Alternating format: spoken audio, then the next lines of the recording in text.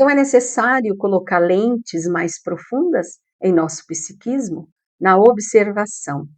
Todo este processo de desenvolvimento do si mesmo, que é do eu superior, daquele eu sou, daquele ser maior.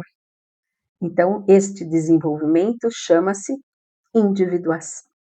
Sermos seres individuais, inteiros. Não é perfeito, não vamos confundir, mas inteiros, ok? Então, vamos falar um pouquinho agora da individuação. Este ser inteiro, olhar para mim com verdade, com respeito ao que eu sou, com amor, acolher as nossas mazelas, as nossas imperfeições. Acolher não quer dizer ser conivente, sustentar aquilo, está tudo certo. Não. Olhar, olha, eu ainda sou assim, mas eu preciso transformar. E no tempo de cada um, porque cada um tem o seu tempo de maturidade. Cada um tem que respeitar o seu limite. Eu sempre digo, não adianta as pessoas falam assim, nossa, eu estou indo bem na doutrina, é gostoso, faz bem, me faz crescer, fez eu olhar, nossa, como eu estou feliz, mas meu marido, meu companheiro, minha mãe, né, não aceita, não, nossa, eu tento falar, transformar. Gente, vamos aprender o seguinte, primeiro precisamos transformar a nós, porque nós estamos aqui por nós, não é pelo outro, né? Nunca foi o outro, é sempre nós. Transformar a nós, o outro, é problema dele. Mas mesmo que eu ame demais o outro, e como eu estou encontrando um tesouro, eu quero que ele também veja, esse tesouro tem que respeitar o tempo de maturidade psicológica e espiritual. Então, eu faço uma analogia sempre dizendo, é como uma fruta. Se a gente colher uma manga verde, ela não tem o mesmo sabor do que uma manga madura. Qualquer fruta, se é colhida antes da hora, às vezes ela não é tão saborosa, porque você forçou que ela se amadurecesse de uma maneira forçada, mas não de uma maneira que a natureza dela traria. E aí sim, quando é da nossa natureza, da nossa maturidade, é uma delícia. Tem sabor, é muito bom. Então, o objetivo do processo de individuação é fazer o indivíduo tornar-se a pessoa que realmente é. É um processo de diferenciação, no qual o ser desliga-se dos complexos e dos padrões coletivos, das expectativas de papéis, daquilo que os outros esperam dele para tornar-se um ser único. Olha como é complexo, não é verdade? Veja o que nós já falamos até agora. Mas veja, vamos tornar quem nós realmente somos. É fácil? Não, claro que não. Ninguém disse que era fácil. A reencarnação não é fácil. Nós estamos aqui num processo de um tempo pequeno diante da nossa eternidade para nos transformar com as nossas necessidades de agora, que a gente escolheu para estar trabalhando aqui, nesta vida. Então, quando a gente sai e desliga-se desses complexos, dos padrões coletivos, o que é isso? Às vezes nós inserimos em nós conceitos e padrões da família. O que é coletivo? É a família, a igreja, a religião, a sociedade, um lugar culturalmente em que você vive, que traz conceitos diferentes de outros. Então, quando você se desliga de todos os padrões e abre para o novo, sem preconceitos, aberto para receber e para entender, fica mais fácil de mudar dos padrões coletivos. Porque no passado, se a gente fizer, não todo mundo, mas algumas pessoas tiveram o ensinamento familiar de que Deus castigava, Deus pune, olha, isso é pecado, né? Olha, tá errado. Então a gente sair desses padrões que ficaram intrínsecos em meu inconsciente, sair e abrir para o novo, para aquilo de hoje, de agora, um mundo tão aberto ao todo. Isso não quer dizer que nós vamos assim, não seria maturidade de cada um de nós e nem um exercício de evolução quando a gente acha que pode tudo. Não é isso que nós estamos falando. Não é posso tudo. Eu posso dentro da ética e da moralidade e de um respeito do outro, porque o direito do outro começa onde termina o meu. Então, se a gente fizer um trabalho dos ensinamentos de Jesus, não façais aos outros o que não querem que eles vos façam. Amar a Deus e amar sobre todas as coisas o próximo, como a você mesmo. A gente está aprendendo a se amar. A gente não ama ainda o outro, porque o amor também se aprende, né? O amor é um verbo que nós estamos aprendendo a conjugá-lo. Então veja como é lindo a gente sair do coletivo. Às vezes a gente tem que mudar padrões. Se a gente lembrar de Paulo, de Tarso, quando Saulo, ele ao encontrar Jesus, a sua vida transformou totalmente. Porque ele entrou na quarta dimensão. O seu olhar de espírito, ele viu o mestre. Saulo, Saulo, por que me persegues? Quem vós sois, Senhor? Eu sou Jesus. E abre um campo diferenciado na vida do Paulo. E aí a história é belíssima, mas veja, Paulo chegou um momento de dizer assim: eu não vivo o que eu quero, eu não consigo ter forças para viver o que eu realmente quero, porque aquele eu, Saulo, que ele carregava ainda, não tinha forças para mudar. Mas ele foi fazendo uma transformação tão grande que chegou no momento que ele disse: já não sou eu que vive, mas o Cristo que vive em mim. Ele conseguiu fazer a sua transformação. Mas ele precisou desligar-se do coletivo, principalmente da família. Porque assim como o doutor da lei, ele seguia piamente os conceitos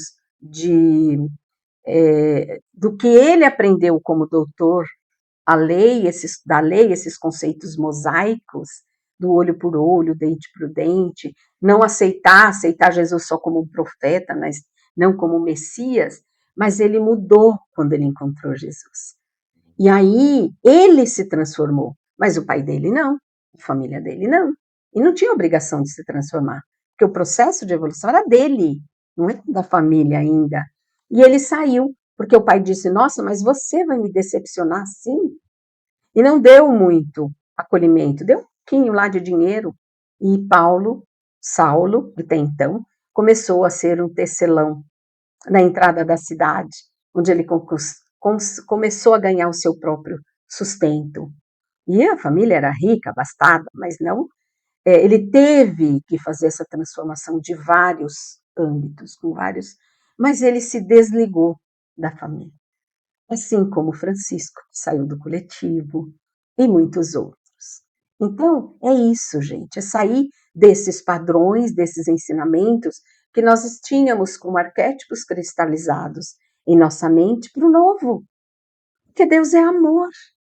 Então, se eu não estou fazendo nada que fere o outro, nem a mim mesmo no âmbito de me violentar, num processo de não me respeitar, tá tudo certo.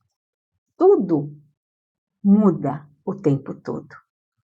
Então, sair destas expectativas de papéis, porque as pessoas colocam papéis para nós. Por que eu preciso exercer um papel? Tem que ser eu, né? Eu tenho que exercer este meu eu, e que muitas vezes escondem grandes tesouros, porque o outro, às vezes, não sei, mas às vezes ele tem inveja. E aí, quanto mais para baixo a gente fica, melhor.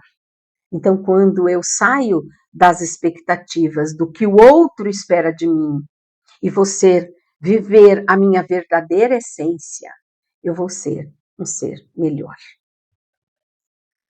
Então, a nossa essência habita o self. Somos regidos pelo self.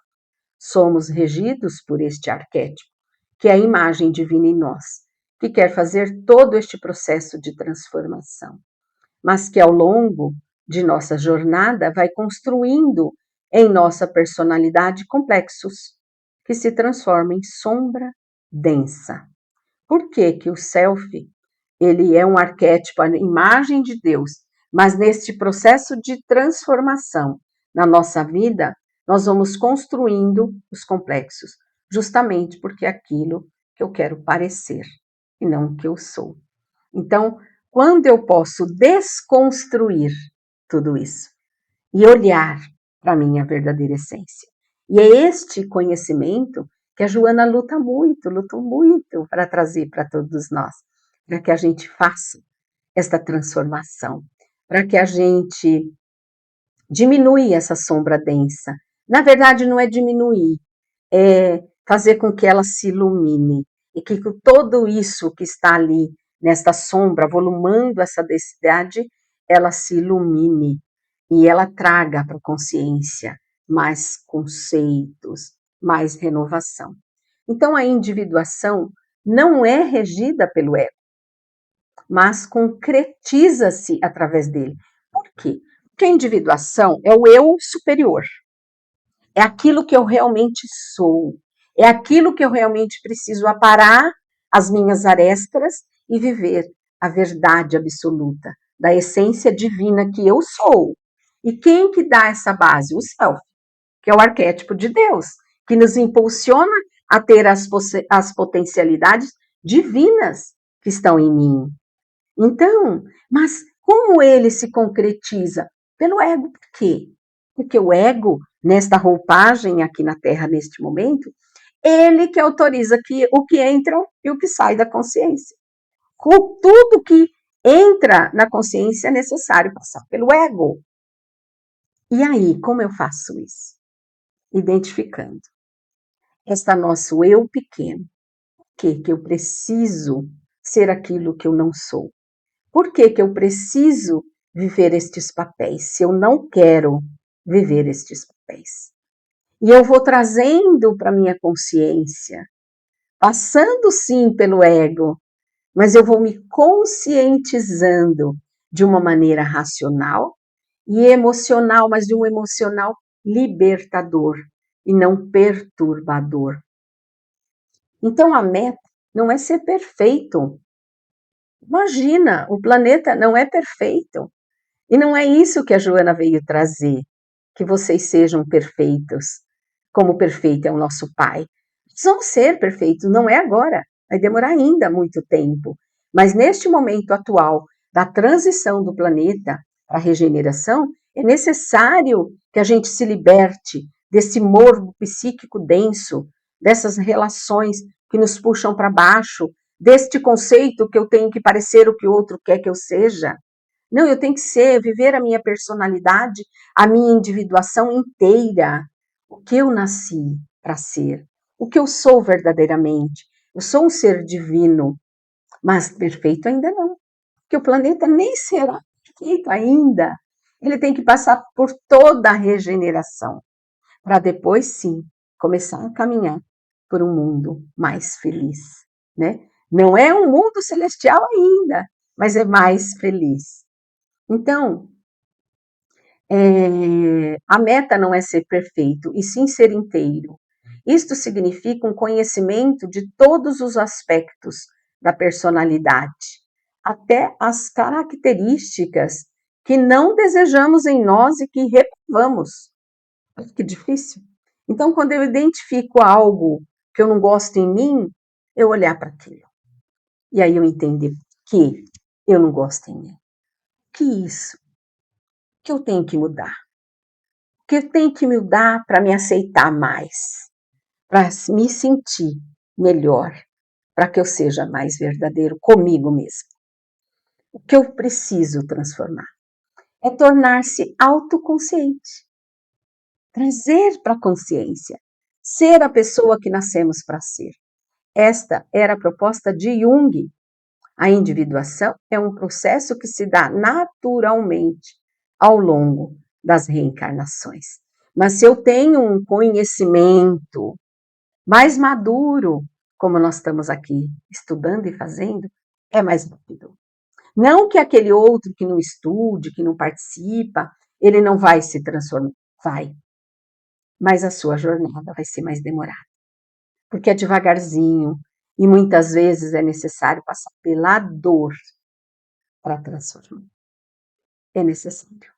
Porque a dor que dilacera, ela precisa ser trabalhada. Esta ferida precisa ser cicatrizada. Precisa sarar.